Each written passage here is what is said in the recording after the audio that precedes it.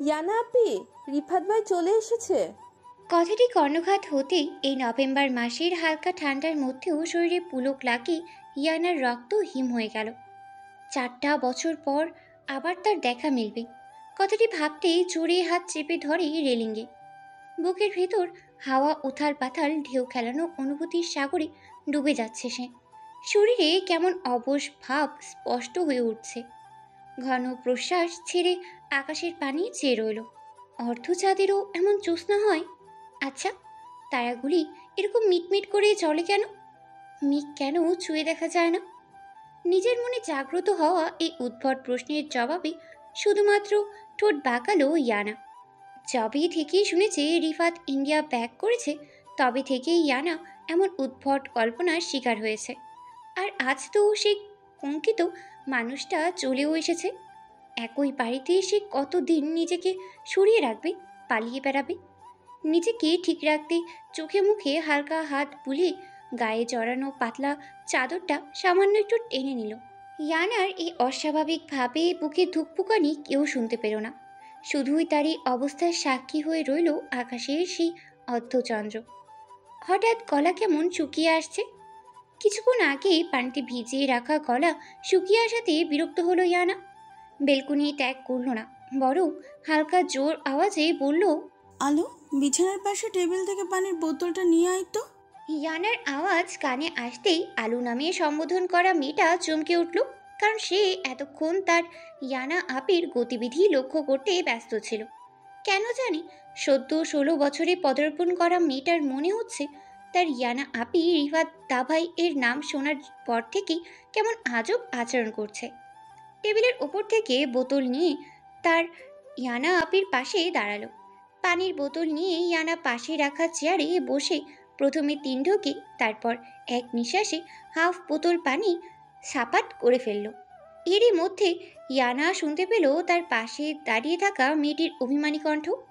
আমার নাম আলেয়া আপি, আমি কতবার বলেছি তোমায় আমাকে আলু বলে ডাকবে না, সবাই মজা করে তো।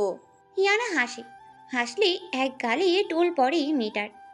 আলিয়ার হাত ধরে সামনে দাঁড় করায়। মেয়েটার লম্বা সিল্কি চুল ঠিক করে দিতে দিতে বলল, আলুতে খারাপ কি? সমস্ত সবজির সাথে নিজেকে কেমন মিশিয়ে নেয় জানিস না? তেমন তুইও সব মানুষের সাথে খুব তাড়াতাড়ি নিজেকে মিশিয়ে নিতে পারিস। আলিয়া ঠোঁট উল্টে বলল, ধুর, এটাও কোনো লজিক হলো? ইয়ানাও ঠোঁট বাঁকিয়ে ভ্রু নাচিয়ে বলল, জানি না, কিন্তু তুই হাজার বললেও আমি তোকে আলু বলেই ডাকবো, তোর বাচ্চা কাচ্চাদের সামনেও। কথাটি বলে ইয়ানা ফিক করে হেসে দিল, সাথে আলিয়াও। দুজনে অনেক হাসাহাসির পর আলিয়া কপালে হাত রেখে জিভ কাটল। ইয়ানার দিকে তাকিয়ে বলল, ধুর আপি, আমি যে তোমায় ডাকতে এসেছি সেটা তো ভুলেই গেছি। চলো চলো নিচে চলো, রিফাত ভাই সেই কখন এসেছে। দাদু বলেছে তোমায় যেন সঙ্গে করে নিয়ে আসি। ইয়ানা বুকের মধ্যে ধক করে উঠল। সে কিছুতেই নিচে যাবে না, নিচে গেলেই সে 100% অজ্ঞান হয়ে যাবে, তাই কোনোভাবেই নিচে যাওয়া যাবে না। কিন্তু আলিয়া নাছোড়বান্দা, দাদুর কথা সে অক্ষরে অক্ষরে পালন করে সর্বদা। ইয়ানা হঠাৎ নিজের পেট চেপে ধরল, যথাসম্ভব নিজের হলদেটে ফর্সা মুখশ্রীতে ব্যথার্থ ভাব ফুটিয়ে তোলার চেষ্টা করে বলল, আলু, আমার ভীষণ পেটে ব্যথা করছে, আমি এখন নিচে যেতে পারবো না, বিশ্রামের দরকার আমার। বলেই দ্রুত গতিতে হেঁটে বিছানার চাদর মুড়ি দিয়ে শুয়ে পড়ল ইয়ানা। এদিকে হাঁ করে তাকিয়ে আছে আলিয়া। এতক্ষণ তো তার আপি ঠিক ছিল, হঠাৎ পেট ব্যথা হলো কি করে? কিন্তু ওই আলিয়া তো নাছোড়বান্দা। রুমে গিয়ে ইয়ানার হাত টেনে ধরে বলতে লাগলো, চলো না আপি, তুমি না গেলে দাদু আমায় বকবে, প্লিজ চলো। ইয়ানা চাদর হালকা সরিয়ে মুখ বের করে বলল, আলু, আমার কিডনিতে হার্ট অ্যাটাক হয়েছে, আমার রেস্টের দরকার।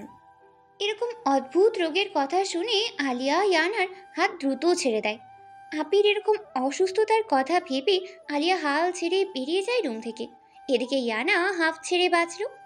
চাদর ছেড়ে উঠিয়ে দরজা লক করে দিল সে। আজ সে বাইরে যাবে না কোনো পক্ষে। রাতে না খেয়ে থাকবে তাও ভালো, কিন্তু নিচে নামবে না। আবার নিজের শরীর বিছানায় বিছিয়ে দিল। চোখ বন্ধ করতেই কিছু পুরনো স্মৃতি ভেসে উঠল চোখের সামনে। সেই দিন যেদিন রিফাত ভাইয়ের সাথে সে বিয়ে নামক পবিত্র সম্পর্কে লিপ্ত হয়েছিল। শরীর কেঁপে উঠল মুহূর্তে। চোখ খুলে বিছানা থেকে ধরফড় করে উঠে বসলো। বুকের মধ্যে যেন কেউ হাতুড়ি পেটাচ্ছে। চোখে নোনা জল জমাট বেঁধেছে। বিধাতার এই বিধানের মুখোমুখি হবে সে কিভাবে? কপালে ভাঁজ ফেলে চোখ খিচে বন্ধ করতেই গড়িয়ে পড়ল সেই কলঙ্কিত বাড়িবিন্দু। আচ্ছা, মানুষটা তাকে দেখে কেমন ব্যবহার করবে? 4 বছরে নিশ্চয়ই অনেক বদলে গেছে। সেই গম্ভীর ভাব এখনো কি বিদ্যমান? কেমন দেখতে হয়েছে? আগে যেমন সুন্দর ছিল তেমনই আছে, নাকি বিদেশের হাওয়া বাতাস ওনাকে আরো সুন্দর করে তুলেছে? এরকম হাজারো ভাবনা চিন্তা করতে করতে উঠে এসে আবার বারান্দায় দাঁড়ালো। মন খারাপের সময় ইয়ানার প্রিয় জায়গা এই বেলকনি, না হলে ছাদ। এখন বাইরে যাওয়া যাবে না, তাই বেলকনি দিয়েই কাজ চালাতে হবে। আলিয়াকে একা হেলে দুলে নিচে নামতে দেখে ইব্রাহিম সাহেব ভরাট কণ্ঠে বলল, এই হালিমা, তোকে না বললাম ইয়ানাকে সাথে করে আনতে? আলিয়া চুপ মুখ বাঁকিয়ে সিঁড়িতে ধপধপ করে পা ফেলে নামতে নামতে বলল, দাদু, ওটা হালিমা না? আমার নামটাতে কি বোমা ফিট করা, যে ঠিক ঠিকভাবে উচ্চারণ করলে ফেটে যাবে? ওই একই মর্জিনা। ইয়ানা কোথায়? আলিয়া আবারও বিরক্তির নিঃশ্বাস ফেলল। সে জানে হাজার বললেও দাদু তার নাম উল্টা পাল্টাই ডাকবে, তাই নিজের বুকেই ফু দিয়ে বলল, আপির নাকি কিডনিতে হার্ট অ্যাটাক হয়েছে, তাই শুয়ে আছে। বললো তাকে ডিস্টার্ব করতে না। সবে মাত্র রিফাত তার ক্লান্ত শরীর নিয়ে ডাইনিং টেবিলে চেয়ারের ওপর এলিয়ে দিল। গ্লাস থেকে পানি মুখে দিয়েছিল, ঠিক তখনই আলিয়ার কথা শুনে বেসম খেয়ে কাশতে আরম্ভ করলো। বিলেত ফেরত ডাক্তার সে, হার্ট সার্জন, কিন্তু সে নিজের মেডিকেল স্টুডেন্ট থেকে আর প্রতিষ্ঠিত ডাক্তার হয়ে ওঠার এই লং জার্নির মধ্যেও ওরকম বিচ্ছিরি রোগের নাম শুনেনি। ফর্সা মুখখান মুহূর্তেই লাল হয়ে গেছে রিফাতের। গোল ফ্রেমের চশমাটা টেবিলে খুলে রাখলো। রিফাতের কাশির শব্দে রান্নাঘর থেকে ছুটে এলো মিসেস আসফিয়ার সাথে। মেয়ের অদ্ভুত অসুস্থতার কথা শুনতে পেয়ে এগিয়ে আসে ইয়াসমিন বেগম। মিসেস আসফিয়া ছুটে আসলেও রিফাতের কাছে গেলেন না। পা দুটো স্থির জমিয়ে রাখলেন রিফাতের নিকট হইতে, 2 পা দূরে। মন চাইছে ছুটে গিয়ে ছেলেটার মাথায় হাত বুলিয়ে দিতে, কপালে আদর পরশ দিয়ে জিজ্ঞেস করতে, তুই ঠিক আছিস তো? কিন্তু তিনি অসহায়। এই সুপ্ত ইচ্ছা দমিয়ে রাখলেন নিজের বুকের শেষ সীমানায়। শুধু করুণ চোখে একবার তাকালো তার স্বামীর দিকে, যে দূরে দাঁড়িয়ে সূক্ষ্মভাবে আসফিয়াকেই পরখ করে চলেছে। হয়তো বুঝতে পেরেছেন তিনি সেই করুণ দৃষ্টির আড়ালে থাকা ক্লেশ। এদিকে নাতির কাশির শব্দ শুনে ইব্রাহিম সাহেব সোফা থেকে উঠে রিফাতের পিঠে হাত বুলিয়ে দিতে দিতে বলল, দাদু ভাই, তুমি ঠিক আছো তো? এরকম হঠাৎ কেসে উঠলে কেন? দাদুর কণ্ঠ আর স্পর্শ পেয়ে রিফাতের কাশি থেমে যায় ক্ষণিকে। থমথমে মুখে গম্ভীর আওয়াজে বলেই, আমি ঠিক আছি, টায়ার্ড লাগছে, আমি রুমে যাচ্ছি, আমার খাবার রুমে পাঠিয়ে দিও। বলেই চশমা পরে চেয়ার ছেড়ে লাগেজ নিয়ে নিজের রুমে চলে গেল। ইব্রাহিম সাহেব হতাশার নিঃশ্বাস ফেলল। নাতির অভিমান সম্পর্কে সে ভালোই অবগত। 4 বছর আগে নেওয়া তার সিদ্ধান্তের জন্য তার ওপর এখনও নারাজ তার নাতি। কি করে এসব ঠিক হবে? মিস্টার আফতাব, রিয়াজ আর আলিয়ার বাবা এগিয়ে এসে ইব্রাহিম সাহেবের কাঁধে হাত রেখে নম্র কণ্ঠে বলেন, আব্বু, অনেক রাত হয়েছে, তোমার আর জেগে থাকা উচিত নয়। রিফাত বিশ্রাম নিক, কাল কথা বলো তার সাথে। চলো, আমি তোমাকে রুমে পৌঁছে দিচ্ছি। ছেলের কথায় সম্মতি জানিয়ে মিস্টার আফতাবের হাত ধরে রুমে চলে গেল। বিছানায় বসে ইব্রাহিম সাহেব মিস্টার আফতাবের দিকে তাকিয়ে বলল, দাদু ভাই কি এখনো পর্যন্ত সব মেনে নিতে পারেনি? হয়তো না আব্বু, আমার তো চিন্তা হয় মেয়েটাকে নিয়ে। ছেলেটা বড়ই জেদি, তার সম্মতি ছাড়া তার উপর চাপানো কোনো সিদ্ধান্ত সে কখনোই মেনে নেয়নি। দেখো না, 21 বছরেও আফসিয়াকে সে এখন পর্যন্ত মা বলে মেনে নিতে পারলো না। ইব্রাহিম সাহেব ছেলের কথায় তার মন মিশে থাকা ছেলের জন্য আক্ষেপ ভালোই বুঝতে পারে। সত্যি তার নাতি সত্যি যে বড়ই জেদি, রকচটা, বদমেজাজি। কিন্তু এইসব কিছুর পরে ভীষণ শান্ত, কথা বলে মিপে, হাসি কম। নাতির জন্য চিন্তার শেষ নেই তার। এখন ইব্রাহিম সাহেবের মনে হচ্ছে একটাই কথা চলছে, নাতির মনে কিভাবে ভালোবাসার ফুল ফোটানো যায়। এদিকে ইয়াসমিন বেগম মেয়ের রুমের দরজায় বেশ কয়েকবার কড়া নাড়লে ভিতর থেকে হালকা আওয়াজ আসে। ঘুমাই মাম্মাম, খাবো না। মেয়ের গলার স্বর শুনে এক স্বস্তির নিঃশ্বাস ফেলেই ইয়াসমিন বেগম চলে যায়। যাক, তার মেয়ে ভালো আছে। রিফাত রুমে প্রবেশ করে, চারিদিকে তাকিয়ে একবার চোখ বুলিয়ে নিল পুরো রুমটা। 4 বছরেও বদলায়নি কিছুই, সব আগের মতোই আছে, সাজানো গোছানো তার রুম, যেমনটা রিফাত রেখে গিয়েছিল। রিফাত এগিয়ে গিয়ে তার বড় ব্যালকনির ঠায় গ্লাস খুলে ফেলতেই রুমে প্রবেশ করলো মাতাল হাওয়া, যা ছুঁয়ে দিল রিফাতের সিল্কি চুল। কপালের উপর পড়ে যাওয়া চুল হাত দিয়ে পিছন থেকে ঠেলে দিল সে। 4 বছর পর দেশে ফিরেও কোনো রকমের উৎফুল্লতা কাজ করছে না রিফাতের মাঝে। আপন মানুষদের কাছে পেয়েও আনন্দ ও সুখ অনুভব হচ্ছে না তার।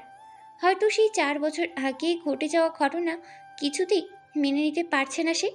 সব কিছুই কেমন অসহ্য লাগছে। সুঠম দেহে জড়ানো লেদার জ্যাকেটটা খুলে বিছানায় রাখলো, লাগেজ থেকে কাপড় বের করে ফ্রেশ হতে চলে গেল। কিছুক্ষণের মধ্যেই টাওয়েল দিয়ে চুল মুছতে মুছতে সোজা ব্যালকনিতে চলে এলো রিফাত।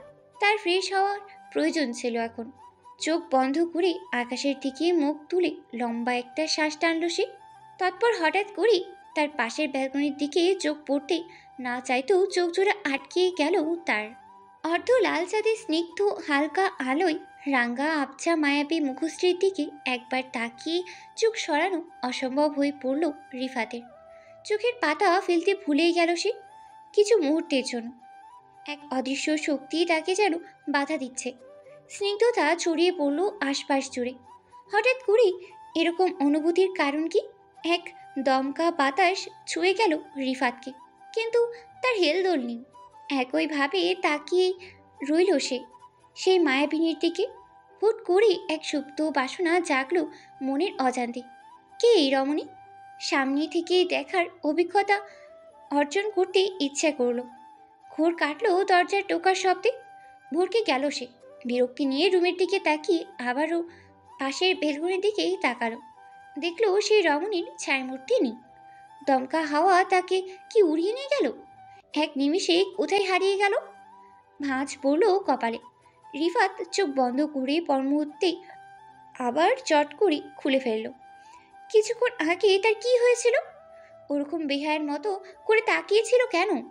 নিজের উপর রাগ হলো রিফাতের। সে যেরকম ধাঁচের ছেলে, সেখানে তার সাথে এরকম আচরণ শোভা পায় না। যেখানে সে কোনো দিন কোনো মেয়ের দিকে ঘুরে পর্যন্ত তাকায়নি, সেখানে এইভাবে কোনো নারীর দিকে তাকিয়ে থাকা বেমানান। রিফাতের ইচ্ছে করছে নিজেকেই কয়েকটা কটু কথা শোনাতে। বিরক্তি রাগ সব একসাথে বাসা বেঁধেছে মাথায়। চোয়াল শক্ত হয়ে এলো। আবারও দরজায় টোকা পড়তেই রিফাত গিয়ে দরজা খুলে দেয়।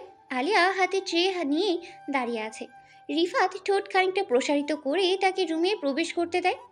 আলিয়া চঞ্চলতার সাথে রুমে ঢুকে টি টেবিলের ওপর ট্রে রেখে বলে, দাদা ভাই, তোমার খাবার মা পাঠিয়েছে, আর কোনো কিছু প্রয়োজন হলে আমায় বলতে বলেছে।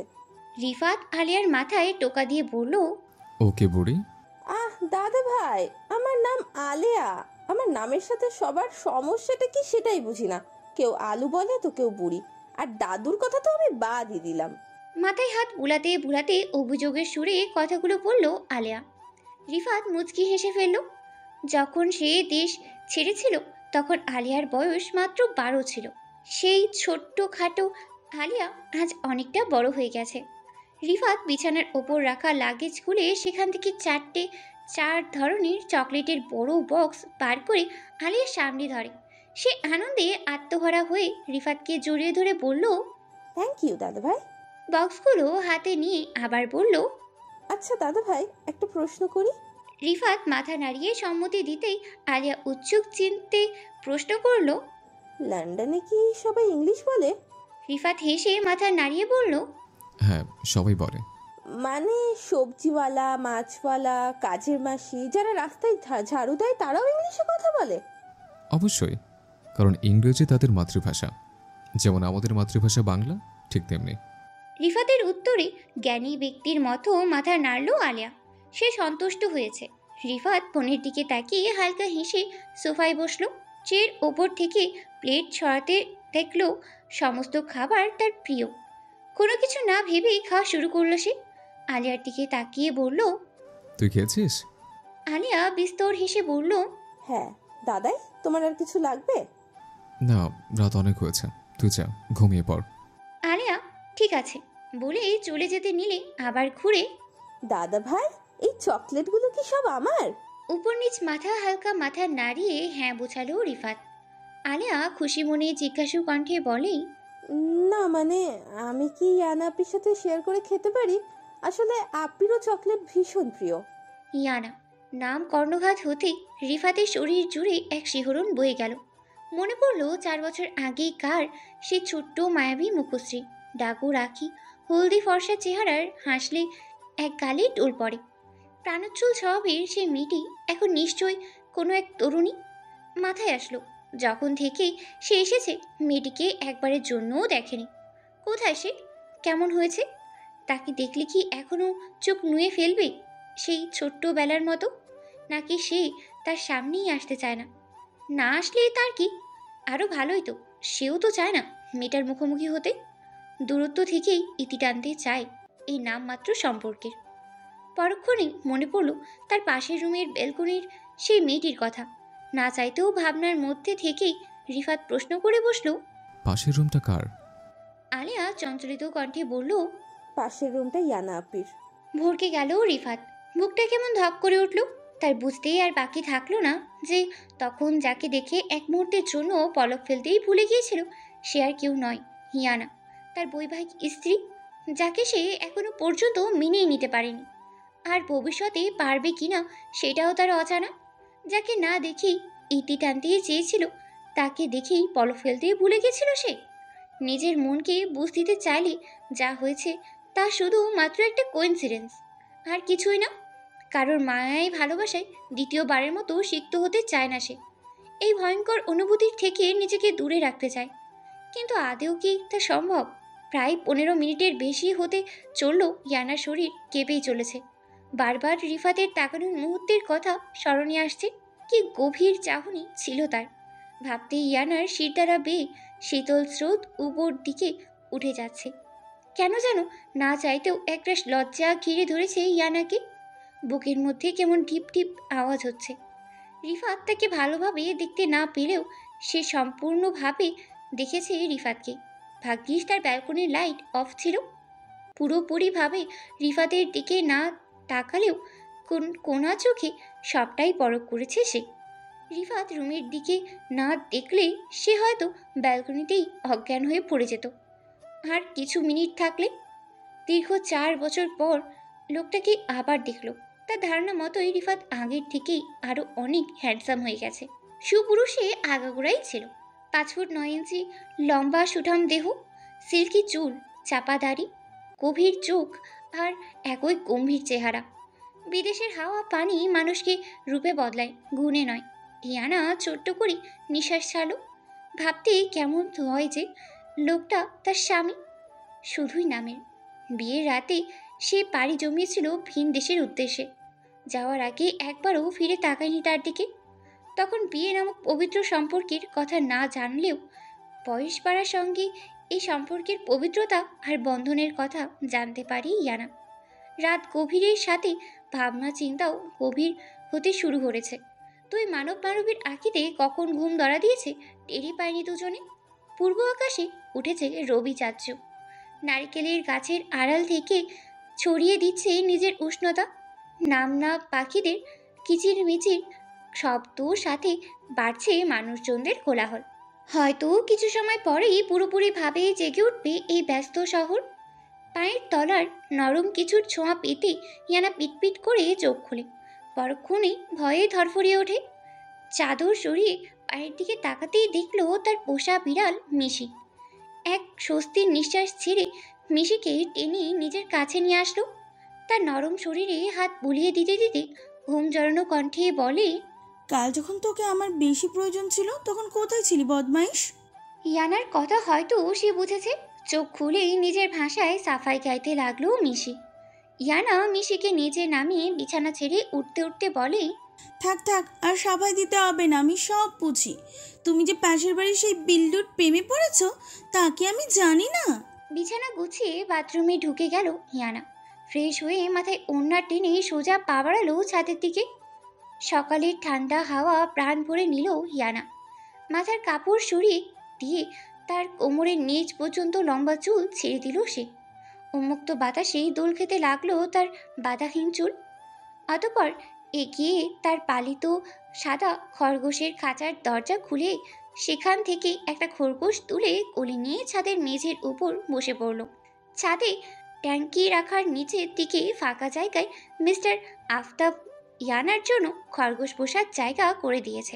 প্রথমে দুটো খরগোশ আর এখন তাদের 4টা বাচ্চা মিলিয়ে মোট 6 জনের পরিবার তারা। Hello sugar candy, good morning. তোমার বউ বাচ্চা সব ঠিক আছে তো? না থাকলে আমায় বলো কেমন।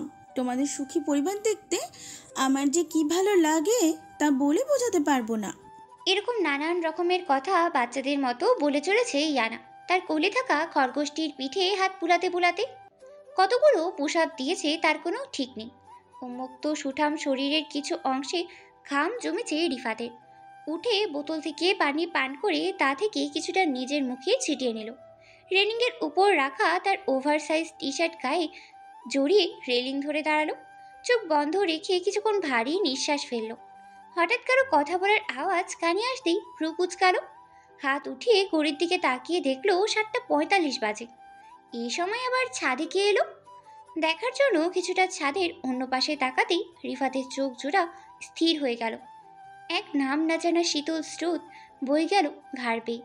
ঘিয়া রঙের লং ফ্রক চাঁদ নিচে বসার কারণে ছড়িয়ে ছিটিয়ে আছে। লাল রঙের ওড়নাটা গায়ে চড়ানো। লম্বা চুলগুলো মেঝেতে শুয়ে গড়াগড়ি খাচ্ছে। আপন মনে কথা বলছে আর হাসছে মেয়েটা। কি প্রাণোচ্ছল দৃশ্য দেখছে রিফাত। আচ্ছা, মেয়েটা ইয়ানা না তো? কনফার্ম করতে চোখ ছোট ছোট করে ধীর কণ্ঠে একবার ডাকলো, ইয়ানা। নাম উচ্চারণ করতেই মেয়েটা মাথা তুলে এদিক সেদিক তাকিয়ে তার দিকে দৃষ্টি নিক্ষেপ করে। রিফাত এবার শিওর হলো। এদিকে ইয়ানার অবস্থা টাইট। চোখ বড় বড় করে তাকিয়ে আছে রিফাতের দিকে। শরীর হালকাভাবে কাঁপতেও শুরু করেছে তার। রিফাতও তার দিকে কেমন করে যেন তাকিয়ে আছে। মুখে পানি ছিটানোর জন্য দাড়ি আর চুলের সামনের কিছু অংশ ভিজা। ইয়ানা এক ঢোক গেল। যার জন্য কাল রাত থেকে রুম থেকে বেরোয়নি, যার সামনে আসবে না বলে নিজের সাথে পণ করেছিল, এখন সেই কঙ্কিত মানুষটাই তার সামনেই দাঁড়িয়ে আছে। রিফাতের ঘোর কাটে ইয়ানার হিচকি দেওয়ার শব্দে। তৎক্ষণাৎ হালকা কাশি দিয়ে এদিক ওদিক তাকাতেই থাকে সে। নিজের উপর প্রচুর পরিমাণে রাগ হচ্ছে রিফাতের। ঘন প্রশ্বাস ছেড়ে আর চোখে ইয়ানার দিকে তাকায়। মেয়েটা এখনও তার দিকে বড় বড় চোখ দিয়েই তাকিয়ে হিচকি তুলছে। তার তাকানো দেখে চোখ নামিয়ে নিল। প্রচণ্ড ভয় পেলে, ঘাবড়িয়ে গেলে বা এক্সাইটেড হলে ইয়ানার এরকম হিচকি ওঠে, যা রিফাতের জানা। এটা ইয়ানা ছোটবেলার অভ্যাস। তবে কি ইয়ানা রিফাতকে দেখে ভয় পেল নাকি অন্য কিছু? ভাবল রিফাত। রিফাত ইয়ানার সান্নিধ্যে গিয়ে তার হাতে থাকা পানির বোতলটা এগিয়ে দিল তার দিকে। এক পলক রিফাতের দিকে তাকিয়ে ঝট করেই পানির বোতল নিয়ে পানি খেতে লাগলো ইয়ানা। কিছুটা পানি ঠোঁটের কোণ বেয়ে গলা থেকে নিচের দিকে নেমে যাচ্ছে, যা দেখে রিফাত অপ্রস্তুত হয়ে পড়ল। সময় ব্যয় না করে ছাদ থেকে নিচে নেমে গেল সে। আর ইয়ানা অবাক হয়ে চেয়ে রইল রিফাতের যাওয়ার দিকে। হালকা পানির জন্ম নিল চোখের কোণে। 4 বছর পর তাকে দেখে কথা পর্যন্ত বলল না রিফাত। রিফাত যেন এক অদ্ভুত যন্ত্রণা দিয়ে গেল ইয়ানার মন মাঝারে। টেবিলে নাস্তা সাজাচ্ছে মিসেস আসফিয়া আর ইয়াসমিন বেগম। সাথে চলছে তাদের টুকটাক গল্প। এরই মধ্যে চেয়ার টেনে বসে মিস্টার আফতাব আর ইব্রাহিম সাহেব। বয়স 75 পেরোলেও এখনও ইব্রাহিম সাহেব ফিট অ্যান্ড ফাইন। তার 2 ছেলে এখনও তার কথায় মাথা নাড়ায়, এখনও তার কথার শীর্ষে অবস্থান করে। বয়স বাড়লেও গলার তেজ এখনও সতেজ। স্ট্রং মাইন্ড আর আগের যুগের ম্যাট্রিক পাস ইব্রাহিম সাহেব। সিঁড়ি থেকে রিফাতকে নামতে দেখে ইব্রাহিম সাহেব বিস্তার হেসে উল্লাস কণ্ঠে বলল, শুভ সকাল দাদু ভাই, শরীর কেমন আছে তোমার? রিফাত গাম্ভীর্য বজায় রেখে চেয়ার টেনে বসতে বসতে বলল, জি ভালো। ততপর নিজের খাবার নিয়ে খেতে আরম্ভ করলো। মিসেস আসফিয়া একবার করুণ চোখে মিস্টার আফতাবের দিকে তাকালো। চোখের ইশারায় মন খারাপ করতে নিষেধ করলো নিজের স্ত্রীকে। মুখে না বললেও আসফিয়ার চোখের ভাষা বুঝতে অসুবিধে হয় না মিস্টার আফতাবের। ইব্রাহিম সাহেব নাতির দিকে তাকিয়ে এক দীর্ঘ নিঃশ্বাস ফেলল। তার নাতিও তারই মতো। তিনি যেন নিজেরই প্রতিচ্ছবি দেখতে পায় রিফাতের মধ্যে। ইয়ানা আর আলেয়া দুজনেই মেইন ডোর থেকে চঞ্চলিত পায়ে বাড়ির মধ্যে প্রবেশ করতেই ইয়াসমিন বেগম এর চোখে পড়ে তাদের দিকে। জোর গলায় বলে, তোরা দুইজন কোথায় গিয়েছিলি? আর ইয়ানা, তোর নাকি শরীর অসুস্থ আর এখন এরকম ধেই ধেই করে ঘুরে বেড়াচ্ছিস? ইয়ানা আর আলেয়া একে অপরের দিকে তাকিয়ে জিভ কাটল। দুজনই গুটি গুটি পায়ে ডাইনিং টেবিলের কাছে এগিয়ে আসে। ইয়ানা আমতা আমতা করে বলে, ইয়ে মাম্মাম, আসলে মিশিকে কোথাও খুঁজে পাচ্ছিলাম না, তাই ওকে খুঁজতে গিয়েছিলাম। সকালে ছিল, তারপর কোথায় গায়েব হয়ে গেল কি জানি। এই মেয়েকে নিয়ে আর পারি না। সারাদিন ওই বিড়াল, খরগোশ, মাছ এদের নিয়েই পড়ে থাকে। এই, তুই বড় হবি না? তোকে নিয়ে যে আমি চিন্তায় থাকি। ছাড় না, বেকার মেয়েটাকে বকছিস। আর ওকে নিয়ে চিন্তায় থাকার কি আছে? ও নিজের খেয়াল নিজে রাখতে পারে, তাই না? মিসেস আসফিয়া ইয়াসমিন বেগমকে থামিয়ে দিল। প্রিয় আন্টিমা ইয়ানার পক্ষ নিতে মনটা নিচে উঠল তার। একটা টাইট হাক করতে ইচ্ছে করলো মিসেস আসফিয়াকে। পরিস্থিতির কারণে ইচ্ছেটাকে দমিয়ে রাখলো ইয়ানা। আলেয়া বকা খাওয়ার ভয়ে সুসুর করে মিস্টার আফতাবের পাশে বসে পড়ল। ভাব এমন যেন সে ইয়ানার সাথে ছিলই না। ইয়ানা মাথা নিচু করে দাঁড়িয়ে রইল, একদম ইনোসেন্ট মেয়ে। এরকম বকা সে প্রায়ই খায়, তাই তার অভ্যেস হয়ে গেছে। চোখ তুলে একবার টেবিলে চোখ বুড়াতেই রিফাতকে আপন মনে খেতে দেখলো। এই চেনা মানুষদের মাঝেও নিজেকে কেমন অচেনা করে রেখেছে। আশেপাশের কাউকেই মনে হয় চোখে পড়ছে না তার। হাহ, কি ভাব! মনে মনে ভাবলো কেটে পড়বে এখান থেকে, লোকটার ধারে কাছেও যাবে না সে। চলে যেতে নিলে ইব্রাহিম সাহেব বলল, ইনু মামনি, আসো, বসে খেয়ে নাও। দাদু, আমার না খিদে নেই, পরে খাবো। মেয়ের কথা শুনে খেকিয়ে উঠল ইয়াসমিন বেগম। বলল, এই, খিদে নেই কিরে? কাল রাতেও রুম থেকে বের হসনি, ডিনারও করিসনি তুই, এখন আবার খিদে নেই কি? চুপচাপ খেতে বসবি। ঠোঁট উল্টে ফেলল ইয়ানা। এখন তার হাত পা ছড়িয়ে কাঁদতে ইচ্ছে করছে। যার থেকে দ্রুত বজায় রেখে চলতে চাইছে সে, সবাই যেন ইয়ানাকে তার দিকে ঠেলে দিচ্ছে।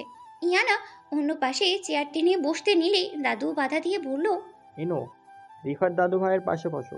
এবার সত্যি দুঃখে ইয়ানার চোখের কোণে পানি জমল।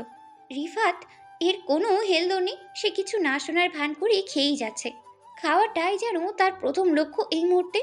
ইয়ানার মন চাইছে চেয়ার সমেত রিফাতকে ফ্লোরে আছাড় মারতে, কিন্তু তার শরীরে এত জোর নেই আর না আছে সাহস। দাদুর আদেশ ফেলতে না পেরে ইয়ানা রিফাতের পাশে খালি চেয়ারে বসে। প্লেটের খাবার যেন গলা থেকেই নামতে চাইছে না। এক অস্বস্তি ঘিরে ধরেছে ইয়ানাকে। ডান পাশের বাহুটা কেমন শিরশির করছে, পেট গুড়গুড় করছে। দৌড়ে পালাতে মন চাইছে। এই রিফাত নামক মানুষটার ধারের কাছেও আসতে চায় না। মানুষটার সান্নিধ্য মনের প্রাণী উথাল পাতাল ঢেউয়ের সৃষ্টি করছে। রিফা, তোমার নার্সিং হোমের কাজ তো প্রায় শেষ, এরপর কি করবে ভেবেছো? মিস্টার আফতাবের আওয়াজ কানে আসতে রিফাত নড়ে চড়ে বসে। হালকা গলা ঘেঁষে গম্ভীর স্বরে বলল, আমার সব আগে থেকে ঠিক করা, কিছু কাজ বাকি আছে, সেগুলো হয়ে গেলেই একটা দিন দেখে ওপেনিংটা সেরে ফেলবো। ছেলের কথায় মাথা নাড়ায় মিস্টার আফতাব। ছেলের দক্ষতা সম্পর্কে তার কোনো সন্দেহ নেই। হাঁকা গোড়া ছেলে তার কাজ খুব ভালো করেই গুছিয়ে নিতে জানে। কখনো হেল্পের প্রয়োজন পড়লেও মুখ ফুটে বলে না। আর এই 4 বছরে তো কথা বলাটাই ছেড়ে দিয়েছে সে। বিদেশে থাকাকালীন মিস্টার আফতাব বা ইব্রাহিম সাহেব ফোন করলেই কথা হতো, তাও হাতে গোনা কয়েকটি বাক্য। তারপর কল কেটে দিত রিফাত নিজেই। কোনো রকম এর সাহায্য লাগলো অবশ্যই আমায় বলো। মিস্টার আফতাবের কথার সাথে সাথেই রিফাত বলল, ইনশাল্লাহ কোনো সাহায্য লাগবে না। বলেই আর চোখে একবার ইয়ানার দিকে তাকিয়ে চেয়ার ছেড়েই উঠে গেল রিফাত। ছেলের কথায় খারাপ লাগলেও কিছু করার নেই। ছেলের প্রখর অভিমান রয়েছে, আর কোথাও না কোথাও এই অভিমানের জন্য দায়ী তিনিও। ইয়ানা যেন এবার হাফ ছেড়ে বাঁচল। এতক্ষণ রিফাতের জন্য খেতেই পারছিল না ভালো করে, কিন্তু তার পেটে ইঁদুর দৌড়াদৌড়ি করছে। রিফাত যেতেই তৃপ্তি সহকারেই খেতে লাগলো ইয়ানা। ধীরে ধীরে চেয়ার ছেড়ে সবাই উঠে গেল।